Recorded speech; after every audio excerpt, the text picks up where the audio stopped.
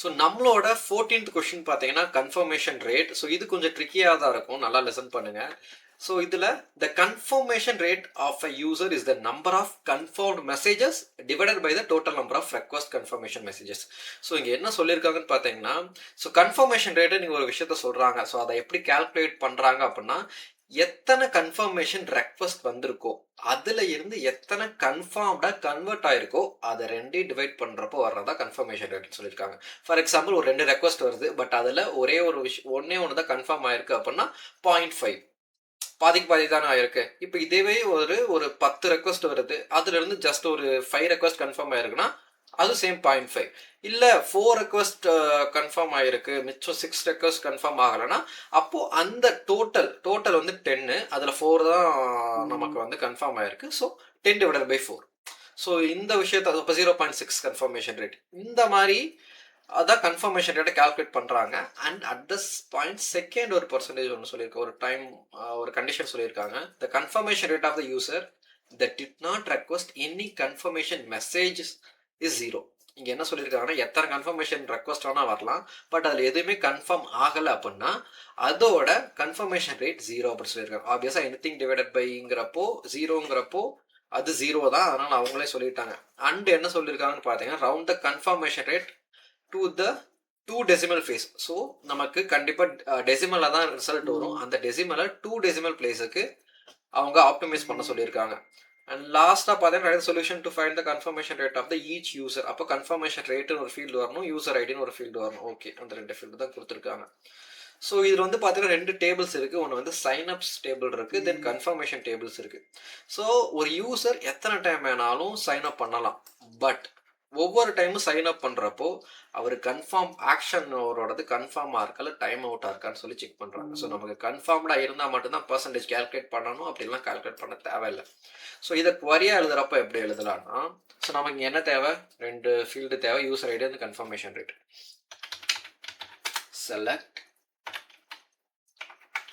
User ID நமக்கு confirmation rate வேணும்.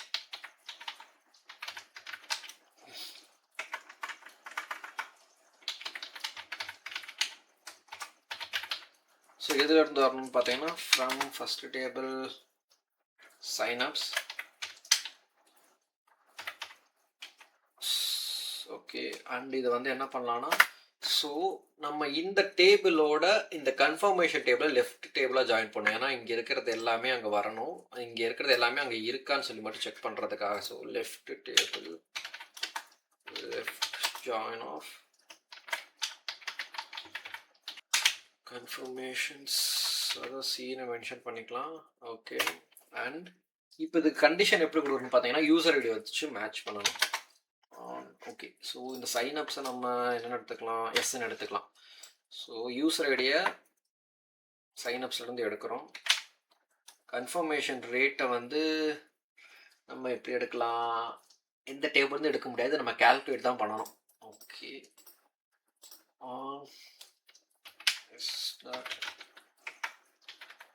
user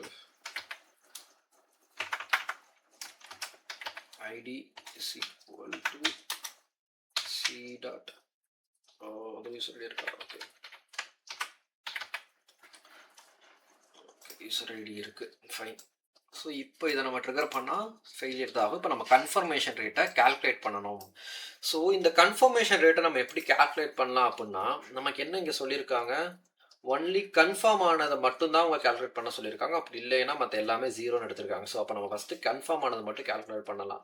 so இங்கே நமக்கு என்ன அப்படின்னா, இந்த ஆக்ஷன்ஸ் வந்து கன்ஃபார்ம் மட்டும்தான் வேணும். ஸோ அப்போ c dot action is equal to confirm.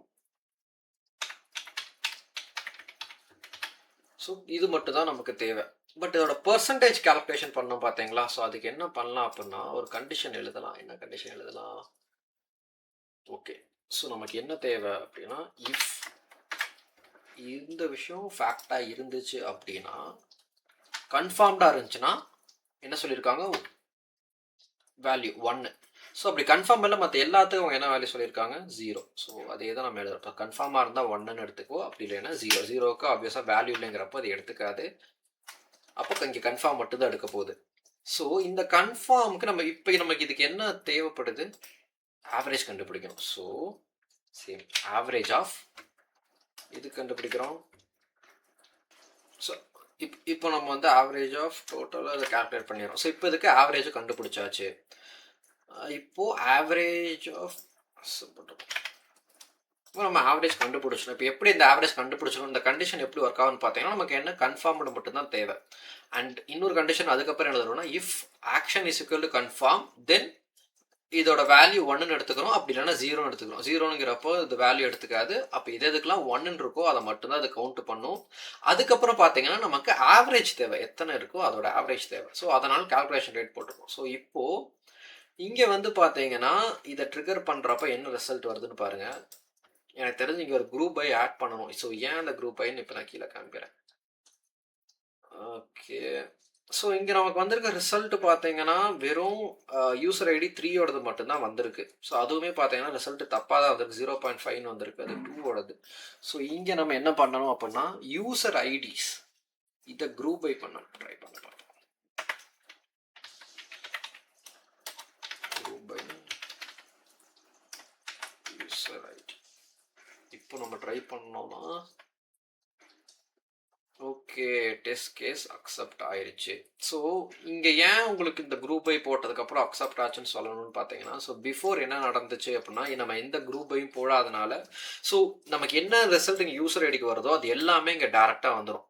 ஓகேங்களா? பட் நமக்கு என்ன தேவை, அதாவது இங்கே இந்த கன்ஃபர்மேஷன் ரேட் வந்து பார்த்தீங்கன்னா, ஸோ இந்த டேபிளை பார்த்தீங்கனாலே உங்களுக்கு தெரியும்.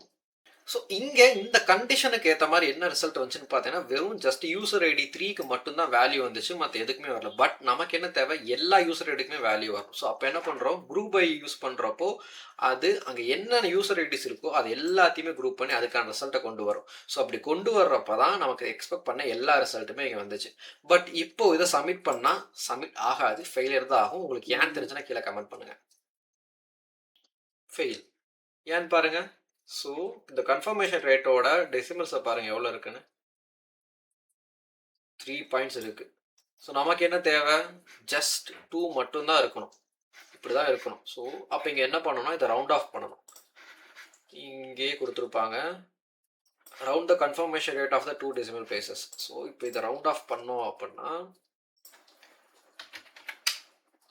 ரவுண்ட் ஆஃப் ஆவரேஜ் இது நமக்கு எவ்வளோ இருக்கணும், ஜஸ்ட்டு 2 தான் இருக்கும், 2 பாயிண்ட்ஸ். ஸோ இப்போ சப்மிட் பண்ண ட்ரை பண்ணுறேன்.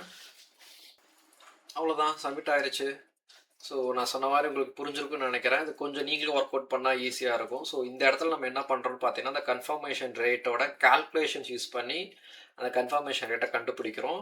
கண்டுபிடிச்சதுக்கப்புறம் இந்த யூசர் ஐடியை குரூப் பண்ணி அதோட எல்லாத்தோட வேல்யூஸும் நம்ம இங்கே எக்ஸ்ட்ராக்ட் பண்ணி ஒவ்வொரு யூசர் ஐடிக்கும் அவங்களோட கன்ஃபர்மேஷன் ரேட்டை இங்கே கொடுக்குறோம். ஸோ நெக்ஸ்ட் கொஸ்டினில் பார்க்கலாம். பாய்.